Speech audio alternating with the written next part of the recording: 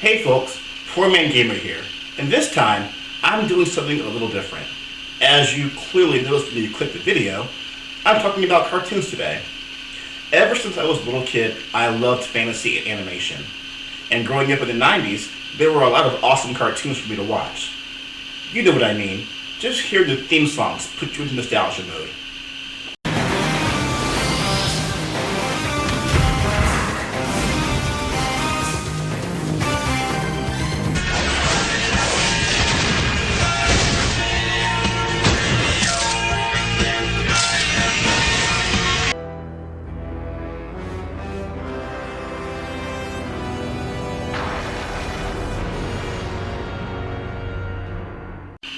Most cartoons make each episode a self-contained story, or at most, have a multi-part episode. But when a show goes for the long arc, the results can be pretty amazing. However, it can lead to huge disappointment for fans when the show gets cancelled before the main arc is resolved. It's also odd, because it means that the kids' show ends with evil triumphing, and for all reasons, because of executive meddling, or a lack of popularity. Which in its own way is a good lesson for kids to learn. Anyway, here's my list of the top 6 times when cartoons let evil win. I picked 3 retro shows and 3 shows that are a bit more recent. Some of these choices are controversial, and of course, there will be spoilers, and in some cases, an epilogue that you didn't even know about. Let's get started. This is the best example of a show where getting cancelled leaves everything unresolved. The Pirates of Darkwater came out in 1991 on Fox Kids Saturday morning. In the show, an evil black ooze, called Darkwater, is overtaking all the oceans on the water-covered planet Mir. Quick note, Mir means sea in French, so the name is only slightly less lazy than calling it Planet Ocean. Anyway, a young prince and his band of misfits are searching for 13 magical items that are needed to stop the catastrophe. The show had 1 season on Fox Kids and another in syndication, but they only made 21 episodes. So the series ends with only 8 of the 13 treasures collected. 21 episodes is a very odd production run, so it's likely the writers had planned to tie everything up at the 26th episode, but the show was cancelled before that could happen. It's a shame, because The Pirates of Darkwater was well received by critics and had an excellent voice cast.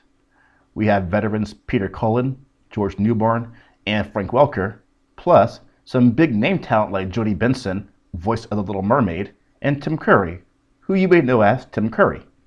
Who knows, maybe all that star power was too expensive for Hanna-Barbera to keep up for the full 26 episodes. Whatever the reason, the planet Mir is doomed to be overtaken by dark water due to budget cuts.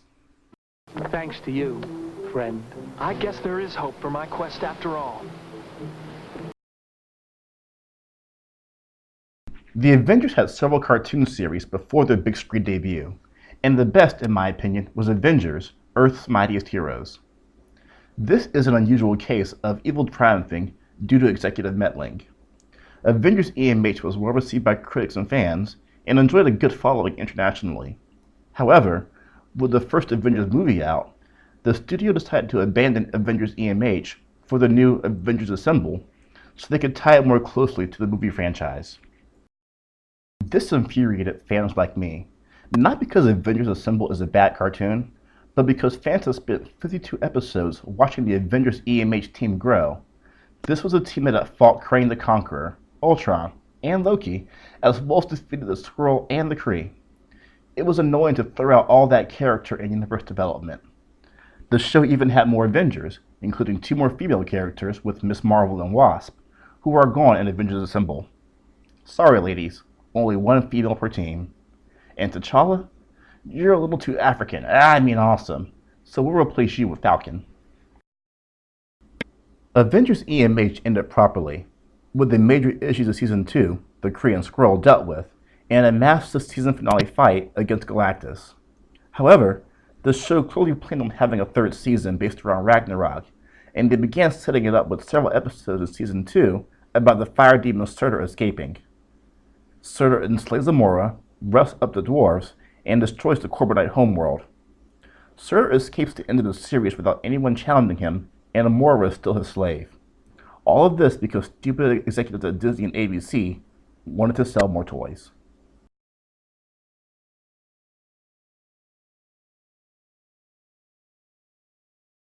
This one is going to be a little controversial, but bear with me.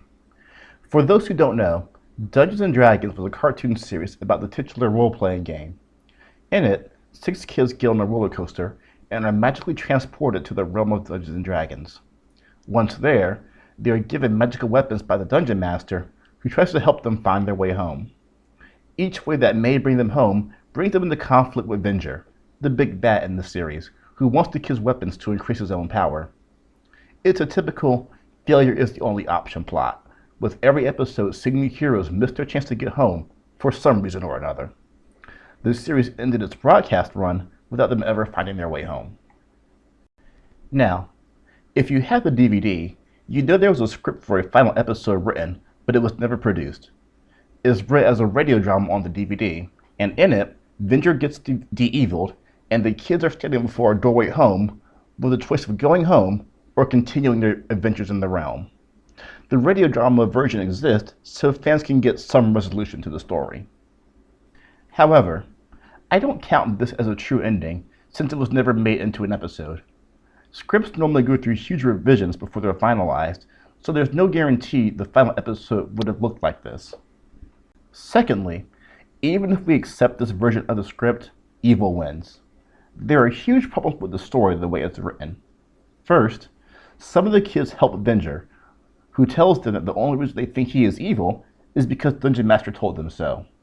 In return, Avenger promises to take them home for their help.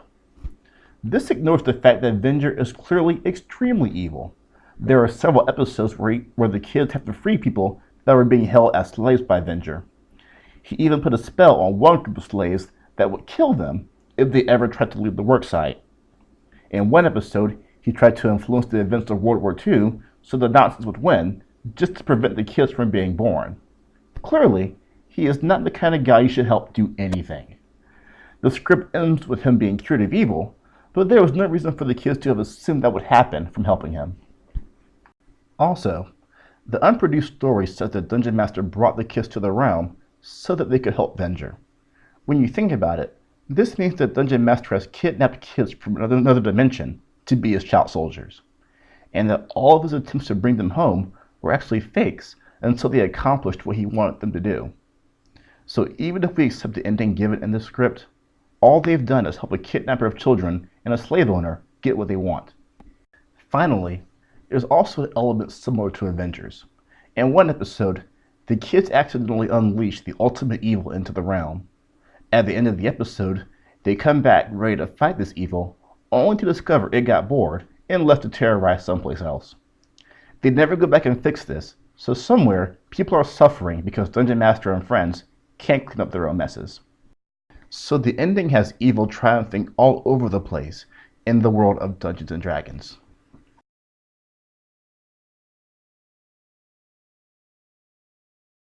The Silver Surfer is one of my favorite animated series. I feel it's one of those shows that influenced the person I grew up to be. For example, here are 2 of my favorite clips. I feel great pity and sorrow for you all. Pity? Sorrow? You dare! What kind of monster are you to claim sorrow but refuse to help those in need? I must make my stand. Your stand will destroy you.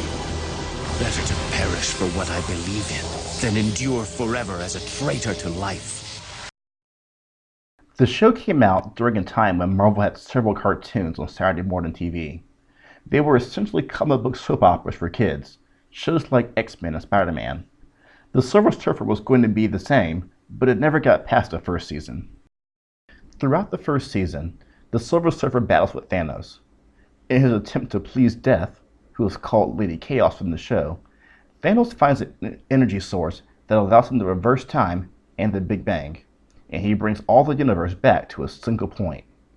The Silver Surfer fails to prevent this from happening, and the series ends with Thanos taunting him about his inability to do anything. The Silver Surfer is another situation where the lack of ending was because of executive meddling. According to one of the writers, legal differences between Saban Entertainment and Marvel brought the series to an abrupt end. And though the legal problems were eventually resolved, Marvel chose to move forward with other shows instead of restarting Silver Surfer. This is unfortunate because the show received a lot of acclaim for the art direction and storytelling. However, this entry has a somewhat happy ending. The writers had already finished 8 of the scripts for the second season before work was stopped, including a final draft for the episode that resolved the cliffhanger. For those who have been wondering for 15 years, here's what happened. In the script, the Silver Surfer faces Thanos, but he gets trapped immediately in the ball of energy that holds all the universe. Because of the way the power cosmic separates the Surfer from everything else, he is able to retain his identity inside the ball and eventually break free. Doing this inspires Lady Chaos, who then breaks free from her statue prison that she's been trapped in since before the start of the series. She uses her power to help the Surfer defeat Thanos, and together they restore the universe. The Silver Surfer is then sent back to Zenn-La, though it doesn't go as planned once he gets there. A devoted fan had these scripts uploaded to a website, the link for which will be in the description for this video. However, the links to the scripts are no longer shown, though the files are still on the server if you know where to look. I will upload a zip file of all the scripts on the Poor Man Gamer website for anyone who wants to read them. The second season would have been awesome, and the scripts are definitely worth reading.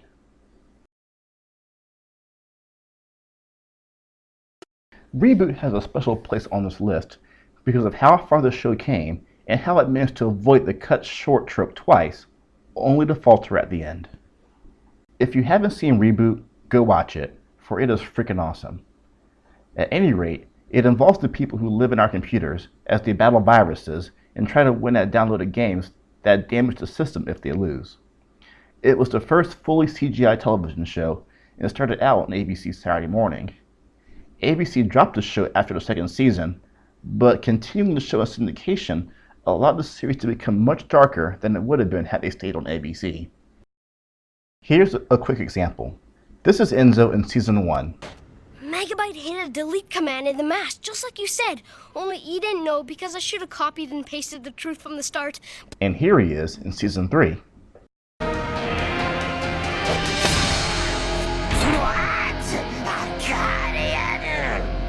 There's no Guardian here. I'm Matrix, the Renegade. Please, Renegade, mercy. Mercy? To a virus? Never.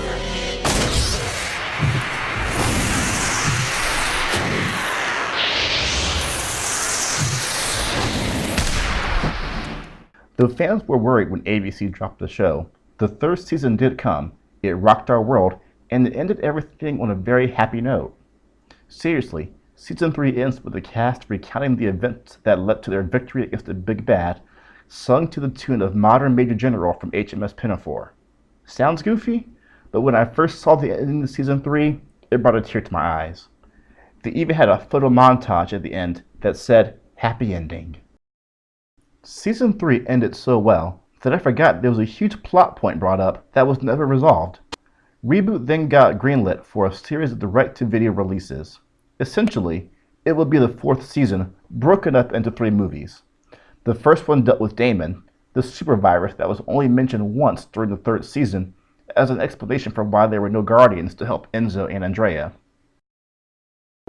The movie ends with Damon defeated and the introduction of a new character who also claims to be Bob, which leads into the second movie. The second movie ends with the fake Bob revealed to be Megabyte. Megabyte then seizes control of the principal office and announces that he plans to hunt our heroes using his newfound Trojan Force abilities. And then, nothing. The third movie was never made. It's like having the original Star Wars trilogy end at The Empire Strikes Back. I really wish they had released a script for the final movie, or at least told fans what would have happened. Instead, they had a fan fiction contest, where the best fan story would be turned into a webcomic. I read the webcomic, but felt none of the satisfaction I should have, since it ignored almost all the most important plot elements. Still, here's another story with a good epilogue. I didn't know about this until I was doing the research for the script, but there's a new 26-episode reboot of Reboot on the way. I believe it will be in the same universe, but few of the original characters will be returning. Ironically, Megabyte will be coming back, though Tony J, who provided his voice in the original series, has since died. Still, maybe we'll get lucky and they'll include a resolution to the movies and a flashback. As you would imagine, my number one pick is going to invite some controversy. Young Justice was a DC-based show on Cartoon Network that followed the exploits of a team of former sidekicks that included Robin, Kid Flash, Martian Manhunter, and a black guy Aqualad.